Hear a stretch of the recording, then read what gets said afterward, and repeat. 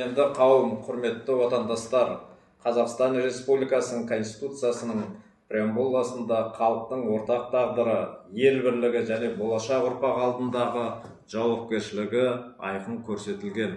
Осы жауапкершіліктің өзегінде ең басты құндылық ол адамның өмірі мен денсаулығы.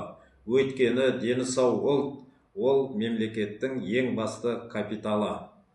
Сіздермен ерекше осы жаңартылған Конституциядағы 32-ші бабына ерекше назар аударғым келіп отыр.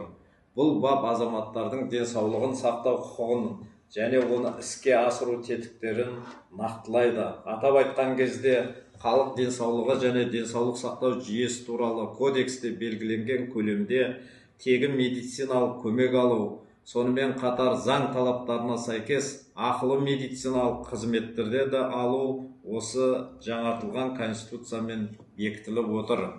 Құрметті отандастар, құрметті қадірменді қауым, бүгінгі Қазақстан халқының саны 20 миллионнан асты және осы азаматтардың барлығы бірдей Конституциямен қорғалады.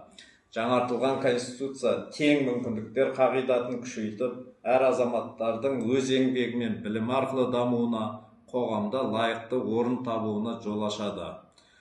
Бір сөзбен айтқан кезде, жаңартылған Конституция бұл ел бірлігін бекемдейтін, халық пен мемлекетті ортақ жауапкершілікке біріктіретін құжат. Ол әр азаматты заңға құрметпен қарап, әділетті әрі унитарлы мемлекет құруға атсалысуға шақырады.